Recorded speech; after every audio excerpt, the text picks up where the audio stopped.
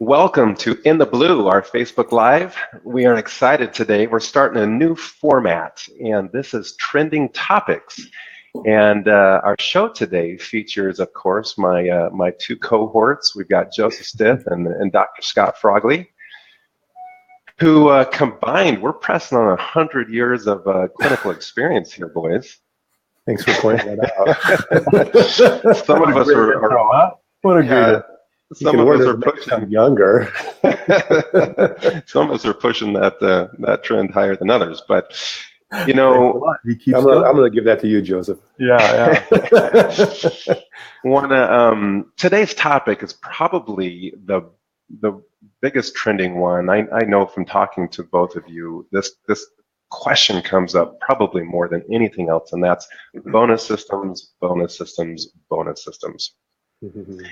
I want to shout out to Cameron Bailey, who's joined us. Thanks, Cameron, for hopping on and joining our stream. In fact, I joined your stream just recently. I'm excited to see your guys' shows. But with this topic, we have found everybody from even consultants across the board coming to us and saying, how do we bring a solid bonus system to our clients, our doctors who are trying to run these practices and trying to engage their team members and you know, luckily we've got some pretty good experience on the panel today. So my question for both of you as we start this is, isn't a paycheck enough? Wouldn't that be nice? and even if we could get away with it, it's not harnessing the power and the potential behind around allowing someone to partner with us. That's really the issue. Yes, sure. You can compensate them with money, and for many that gets them by for a time, and it puts us on the same track. But at the end of the day, if it's not more than that, you're missing out on so much more, because it's more than money. That's really what it comes down to, doesn't it? It's really more than money. Well, I think it's really about opportunities to grow. Yeah. And if we're not giving our employees an opportunity to grow, they're going to go somewhere else to find a place to grow. They're going to stall. They're going to kind of hit a ceiling and get frustrated. And the paycheck, they get that every day. Well, yeah, I'm here. I'm getting a paycheck, but where's my growth? What's the potential of growth? If they don't see that potential, I think they're going to look somewhere else. Yeah, I would see people come on board and they were grateful to have a job. That was just, thrilled, and that would last for a time, and then they realized, wait, what else is there? There has to be more, right. And then they begin to stagnate when there is no bonus or incentive plan, and then everyone begins to kind of just fizzle. Sure. So that comes down to, in this broadcast, stay tuned, you guys, because by the end of this broadcast, we're going to roll out to you our best tips on how to incentivize these teams and how that actually impacts the overall culture of your practice. And, I don't know about you guys, but considering we spend almost, in a lot of cases, more time with this team that we're building than even our own biological families, yes. This is kind of important. Yep, yeah. Very true. Very true. So, Joseph, I know you've been in hundreds and hundreds of clinics across the country and spoken to thousands. This topic comes up a lot. And so share a little bit with that experience on how then, what is your best tips on how these team bonus systems, if a paycheck isn't enough and the doctor's trying to create this culture, what is that culture that we're trying to create in the practice? The culture may differ by practice, but what seems to be synonymous with a healthy practice is everyone moving in the same direction with the same goals. And when someone joins a practice, they often don't leave if their values are different than maybe the values of the practice, good, bad, or indifferent. But the impact on culture is undeniable. And if a bonus plan or a system isn't created properly, if it's created only to fail, then the culture can be just as impacted by a failed system, a failed plan, than it can be, enhanced by that plan. So that the plan, the structure itself, has to be a true win-win, literally win-win. And so it's actually a triple win, because the patients actually experience greater service if everyone is clear on what the objectives are to win, and how that win can really improve everyone's standing financially. Yeah. No, that's good. And Scott, he's in a unique experience because Scott's been able to build an incredible multi-million-dollar practice and has been able to step away from it in a way that most doctors are, pretty jealous of, because he's been able to go from practitioner to CEO to, really doing his moonshots and other businesses and things like that. So what's been the most effective thing you've done, Scott, with your team in relation to this that's allowed you to do that? Well, I got a million thoughts running through my head, and I'm trying to think of some of the pertinent things that really need to be said, because there's so much to unpack from that. I always like to, as a business owner, I always try to put myself in the position of an employee. What are they thinking? What are they feeling? What are they being motivated by if I were there? I've seen doctors or business owners that take that dictator role, and they're like, I'm paying you $15 an hour, and doggone it, I'm going to get $16 an hour out of you. You are my hammer, and I am going to pound you into the ground to get work done, and you're going to make me money. And that's kind of the approach that the owner takes. And I think about the staff who, they want to be appreciated, they want to be acknowledged, they want to be seen. And it becomes so easy to miss when a staff does something that's incredible, to miss it. But yet we always point out the negatives. We point out, you didn't do this right, you didn't do this right, you didn't do this right. So as we're trying to build this culture, how can we create this culture of winning where people feel like they're winning? You think about, as a teenager growing up at home, how many teenagers want to get out of home because as a teenager, yeah, we make a lot of stupid decisions, but really our parents, that's all they point out, all the stupid decisions we make.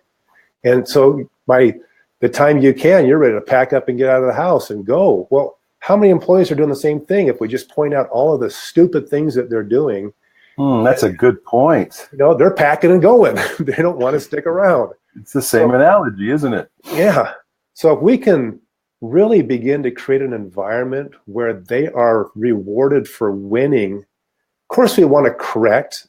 We got to correct these things that they're doing, and we got to train. Training, to me, is one of the biggest cultural builders, is getting them to understand what it is we want them to do and what do they produce. So you go to that paycheck. Isn't a paycheck enough? How many of our employees even know what they're exchanging a paycheck for? When you ask them, when I give you a paycheck at the end of the week, what did you give me for it? And I ask a lot of my employees that, and sometimes they don't even have a clue. They look at me really weird, like, I gave you time, I gave you my hours, I gave you this. Well, that's not what I want. I don't want your time. I want you to produce something of value for me. And then if you do, I want to reward you for it. So culture, to me, really is creating, one, a vision of what I just said it, really, what is your vision? What is your values? What is the office after? What are we trying to create? They got to be on board. And that comes from then training so that they understand and know what you expect. Mm-hmm. And then having those measurements, and we'll talk, I'm sure, about measuring those things, but the vision for them to, as the office progresses, I grow with the office, and I also share in what the office is doing and the winnings of the office. I'm not constantly being beat down by what I didn't do. Mm-hmm. Mm-hmm. Well, if it's structured correctly, with the right mentality, the abundance mentality, you're not worried about how much they're making and how big their bonus is, because if it's structured correctly, you are cashing in every time they win. That's the way it should be built, right? Yeah. I mean, too many of us, if we're looking at our employees like they're a hammer or they're a tool to make money with, and that's how we approach it. Yeah, we're going to be interviewing new employees every single week, and that gets old. That gets so old. And the training and the expense of training a new employee to lose them, and then the expense of training a new employee just adds up, and it just chews the business apart. Yep. Consultants can be relied on for helping you structure the right bonus plan, and that's really where it starts. Yeah, absolutely, it really does. Yeah, but Linda Miles is is someone I champion for an abundance mentality, because where most doctors are thinking the pie is only so big, and how we divide that pie means that I get less. Ultimately, I get less if I give more. Yeah, Where that's the scarcity. Linda's philosophy was, let's just make the pie bigger. Just make the pie bigger for everybody, Exactly. and then everybody wins. Well, let's drive on that then. Let's get into the big pie. So it is Easter. Banana cream. So as we go into this, then let's get into the nitty-gritty of this. And I want to make the disclaimer that every state tax laws are different. Please consult your CPAs on what your tax laws allow you to do, because as we give some of this advice, it may be different from state to state. We're giving you some conceptual programs, and you've got to work with your CPA then to dial that in to make sure you're compliant. So as we go into this, there's a couple topics we've got to talk about, right? We have hourly employees. We have more, salaried, provider-based salary type employees. We have salary, yeah. So let's just start with the team. Let's exclude providers for a second. And what are the best bonus systems you guys have seen out there to be able to incentivize, but yet get the production that you guys require in order for that pie to grow? Scott, you probably have more firsthand knowledge of this than I do. Sure. Well, one of the things I think with employees is I find that different employees are motivated by different things. And that's always really tricky. Sometimes you have a bonus system that worked for one and it's not working for another one because it's not motivating them the same. You know, I have an office manager that really money's not a motivator for her, but man, appreciation and acknowledgement is huge. But I can't have a system that says, you know, hey, if you reach this goal, I'll give you 5 thank yous, you know, but you gotta, to me, it's a combination of a financial incentive, incentives there to drive their production, but then it's meeting with them on a regular basis to review that production and to say, thank you, look at what you did and look at what you created and look at the growth. To me, that can be just as important as the monetary portion of it. Really and so that's where, you know, your 3 months reviews and meeting with staff, that helps to build the culture, you know, of acknowledgement. But I really, really have found that, you know, if we're trying to build a culture and get people participating as a team, I love the approach of breaking our office into different teams. So we have a front desk team, we have a marketing team, we have a billing team, you know, we have a production team where they're all taking care of patients and driving production. And assigning a monetary bonus to the goals that they set, and if they set it, the team leader then gets to divide the bonus based upon who's participating and how much they participated. So suddenly, you know, as they're sitting in their team meetings, they want to get engaged because they want to get an equal piece of that pie, if not more. And that way, they're getting acknowledged for working and building the team. That way, if someone's gone that day, they're right there picking up the work that the one person that's gone. They're all working together as a team and not individually. I've had some individual bonuses, and I find it creates a lot of competition sometimes, and it destroys the culture. It does. Now, there are some positions that's good for, but I like the team structure. If they're setting goals and working together to reach a team, there just needs to be a team leader then that can sit and say, you know what, you all participated equally. We're going to divide this bonus equally amongst us. Or, you know what, you did 80% of the work and you did 20% of the work. And maybe you're doing the 20% of the work. If you can do a little bit more, this will come your way.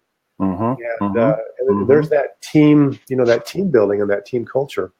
That's a good point, Scott. And when the team is really small and you only have one person at the front and one person doing finances and one person, they are the team. If their team is built on a total cumulative effort, then they're still covering for each other as well. Absolutely. When the clinical assistant is available, she's up at the front helping. She's not just on her cell phone because they know that the win is everybody winning. For sure. So Scott mentioned something about setting goals and how important that is to these different measuring things for each team. How important, Joseph, is it, and what are the best tools for doctors to know their overhead and then understand the benchmarks that have to be met so that they can set the appropriate goal, knowing that if they reach that, then everything above that's, gravy, and they can share that piece of the bigger pie? What's the best way to do that? There may be various systems, but if the doctor isn't really aware of what is commonly referred as the BAM, the BAM, the bare minimum, then he doesn't have all the information he needs to create a system so that he knows how he can win at the same time that everyone else can.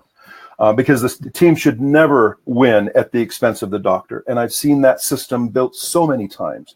You literally have to build it with the best and worst case scenario way beyond your own imagination, because when you turn someone loose, if they're highly motivated, like you're assuming that they are in whatever area, they can outstretch your own believability.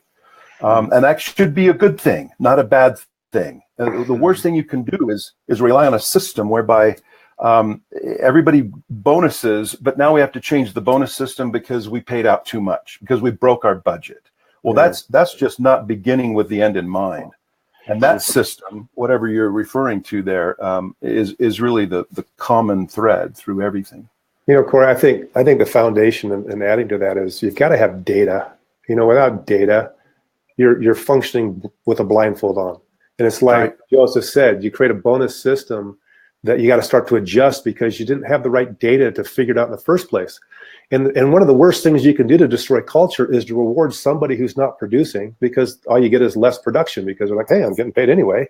Yeah. Or to not bonus those that are producing, and you don't even know they're producing because you don't have the right data to measure it. So if you don't have it, you're going to structure a bonus system that is going to get you in trouble and can potentially destroy your culture.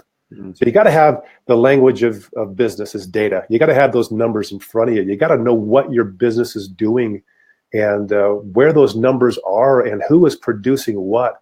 I had a guy who's he has a company that's in my neighborhood, and I was talking about statistics and management. He goes, man, if I could just know what each of my employees were worth, what do they produce for me? I'm like, well, you can. There's systems out there. Yeah, and if you know that, I mean, how valuable would that be to know what that person was producing? Then how easy is it to set up a bonus system to get them to produce more and reward them, acknowledge it? Yeah, they don't teach these things in dental school or chiropractic school or medical school. I did. What were you? Yeah, right. So it's developing that system where you are a partner with your CPA and knowing your data. And if you're waiting for your end of month or quarterly reports to make some of these decisions, you're in trouble. You're right. You've got to know that data daily, weekly, monthly. I mean, all of those things become so vital in this process. I can't manage by how much money's in my bank account. That's it. That would be the most common mistake. I think I might be guilty of that in the past. Yeah. I've seen that trend happen too, Cory, where years ago, accounting was historical because it was built on what do I owe the IRS? Yeah. And more we've gone to relying on good consultants in the CPA world where they are forward thinking. They're helping you with data when you need the data, and then with technology that can really connect the dots and help you layer performance with expenses like you should have. Then all of that is possible. But you can't wait a month. You can't even wait a week. You need to know now. One of the greatest firms out there that does that is HP Advisors. And if you want a firm of CPA that's going to really give you data visualization, man, those guys are killing it in the industry. Yeah, they're a great example. So let me ask you this then. What happens, because if you're breaking this down to each team being responsible for a KPI or a product, and you're bonusing off that, what if one of the KPIs is constantly in the target, but maybe the collection metric isn't, hitting a certain threshold? Does that keep the others from bonusing when they're not directly tied to the collection because that's the financial? Do you know what I'm saying? Like, Mm-hmm. That's where a lot of these guys get scared, is the money's not there, although some of the KPIs were hit, the upstream, the lead ones. Mm-hmm. Well, I think that's a big key, is you got to understand your upstream and downstream metrics and what influences the downstream metrics. And, again, if we're sitting there trying to drive and push the needle, measuring downstream metrics, and we can't figure out where we're not moving them, we haven't identified our upstream metrics. Those are the influenceable ones. Those are the ones that we can actually, drive production with to get those downstream ones moving. And that's an important concept to understand. Again, managing by how much money I have in my bank account, that's a downstream metric. Yeah. I can't say today, dang it, I want more money in my bank account and make it happen. Yeah. But I can't go up to production. I can go up to the things that my staff will do. If I can drive more services, then I can start to put more money in my bank account. Yeah. So I want to drive my employees to absolutely drive production. And I want my billing department to make sure that they're driving billings properly and coding properly and diagnosing, getting all the steps done to drive that, so that the downstream metric is there. So it really is bonusing on some of those upstream things, but making sure that you're scaled up properly by having the proper data. Again, if you don't have the data, you're in trouble. So, but it comes back to that one thing. I remember it being said, I wish I could credit the consultant who said, what one thing can you do that if you did on a regular basis would have a positive impact on what you produce? Well, it's incumbent upon the team, and particularly the doctor owner, to determine what that one thing is for that individual on my team. Above everything else, there has to be one thing that they literally own. Yeah. Mm-hmm. And with that kind of ownership, then it drives whatever production you need to drive. Yeah. There's nothing worse than in the office, you're going, hey, who's responsible for doing this? And everybody's going, well, she is, or he is, and that's a bonusable or a production driven thing. And nobody has accountability. I want to be able to go back to that person and say, you own that. If it's not happening, I'm going to come to you, but I'm also going to bonus you on that. Yeah. Well, as we conclude here, then this is what you guys have been waiting for. We're going to give you the key piece to bringing this all together, and some very specific things. We've mentioned some KPIs and some measurable things. We're actually going to give them to you now. So you as a business owner, your greatest, role in the clinic is creating that vision of where your practice is moving towards. And you're bringing a team together, and you're dissecting that vision into very measurable parts. And that's what we've talked about, the marketing team, right? The exam and case acceptance team, the front office team, the scheduling. We've got to have the schedule full in order for the production team to produce. We have to have production in order for the billing team to actually collect money. And then there has to be collected money for the executive team to pay the checks. I love the funnel you've created, Cory. You should have the funnel. I know, we really should have, our next show should be really reviewing this, because it's such a powerful business funnel. But in that process, then, recognize that we've got to teach our teams to take ownership of their product. If I'm going to hand off what I produce to the next team member for them to go to work, it's got to be handed off, and I call it handing off the baton. If you're running a relay race and you hand off the baton sloppily, or you don't have a very good looking baton, the next person can't do much with it. You've already put them at a disadvantage. So that handoff becomes crucial, the quality and how you hand it off to them. So marketing, we measure that by leads generated. These are new patients scheduled. That's their product. That's what we bonus them off of. There's a lot of lead measures that they measure to drive that, and that's web traffic and Facebook engagements and mailers and specialty referrals and all of those things. The next team then is the exam and case acceptance team. The exam and case acceptance team is constantly coming into opportunities to diagnose and present care. Mm-hmm. And it's the dollars presented and then the percentage of dollars accepted. Now, it's important in dentistry understanding that it's your highest case presentation value.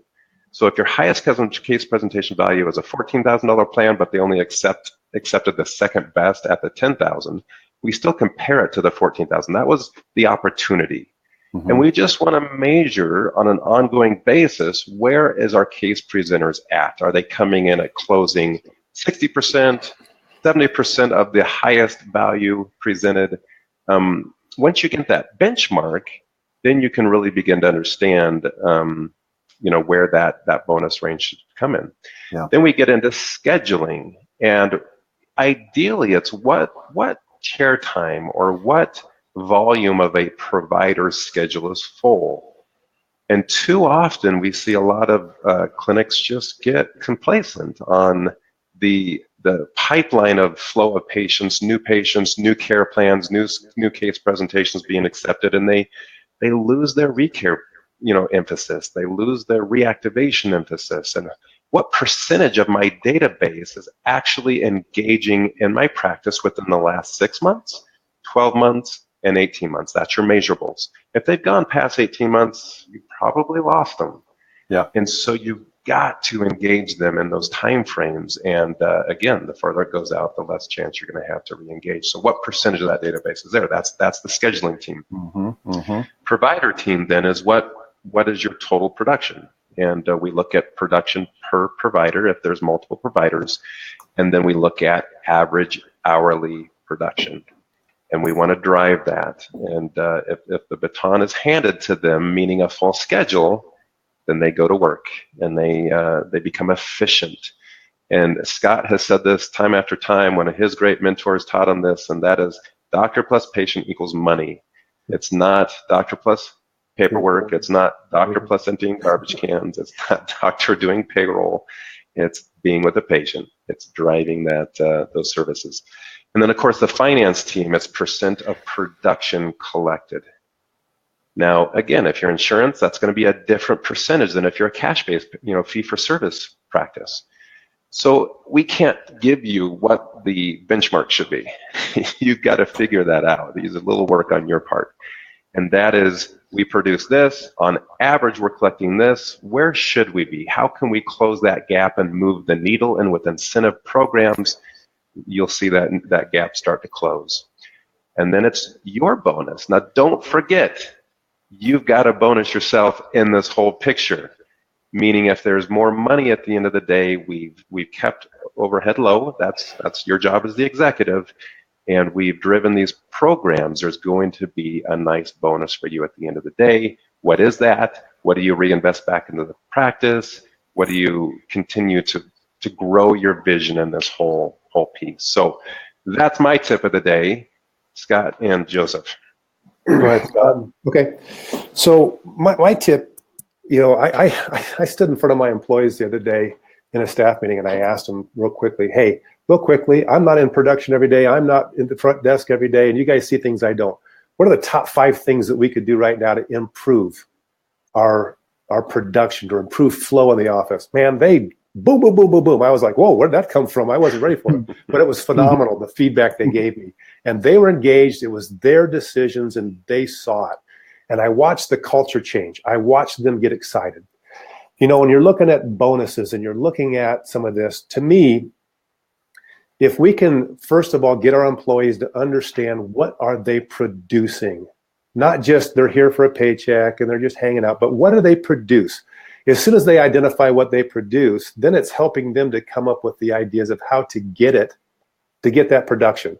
Because then they get engaged. It's they're involved. It's their ideas. And, for instance, and really helping to define that production, if we're talking about marketing or leads, I don't want to just get a lead. I want to get a lead that shows up in my office on time, that has their paperwork filled out, and they're ready to go the minute they walk in the office. So I could define my product really down. They start coming up with the ideas. Well, how can we get them to fill out their paperwork? How can we get them to show up on time? They start coming up with the ideas. And then, of course, I still like the team bonus ideas. Some people do need individuals, but really, really understanding your staff. Get to know them. Be nice to them. Smile. Create a great environment for them. And some of them just need a great pat on the back. I mean, the money reward is a great thing, but they want to know you care. They want to know that you are interested in them. That goes so far. Yeah. That goes so far. And then just really creating that team bonus where they're all involved and they're all having team meetings and coming up with the solutions. If I come up with the solutions, for some reason they don't want to do them. When they come up with the solutions, they own it and they're doing it, and that's huge. I know our time is up, Cory, but I'm thinking of one example of someone I consider to be one of my heroes, and her name is Shannon Brinker. She's a dental assistant, and as a single mom, she was so driven for her need for being able to provide for her family that she found a doctor that was willing to create a great incentive and then turn her loose with the support she needed. She knew that as an assistant, she had her own personal goal was $1,200 a day and just whitening alone. Wow. And she knows that her best day was $3,000 for one day in whitening production alone. That's Isn't that crazy? That's exactly what Scott was talking about. Yeah, and so she gets picked up by Ultradent because she was doing so well. They put her on the speaking circuit to train other assistants what you do with whitening, and now she has her own website. She runs the Academy of Chair-Sided Dental Assisting, and her website is chairsideassisting.com. We actually had to have her on the show. She would be great for this. That'd be fantastic. Yep. Yeah, I'll invite her. But just one last thought, and I'll make this real short. If doctors are struggling with thinking about a bonus, one of the first things they got to change their headspace. I get up every day and I do an abundance type of a meditation. I think about gratitude. I go through those processes. It has flipped my headspace. If we're thinking about not bonusing because we can't afford to, we're in that scarcity mentality, and we got to first change our headspace. Yeah. There's some great stuff out there to get you in that abundance mode. Let's all create a massive pie and enjoy a big pie instead of these little tiny pies. Amen. Awesome. Change your headspace. Amen. Fantastic show, guys. Again, we are here every Friday, 9 Eastern, 12 Pacific. These shows, these trending topics will be interweaving throughout our different special guests. We've got some amazing guests up and coming. Stay close to our Facebook page to see that list and the upcoming speakers. Again, it's BlueIQ is the Facebook page. www.getblueiq.com. We are all about tools of scale, helping you make those visions abundant, ginormous, and making your teams one of the best in the country. Thanks for joining us today. Awesome.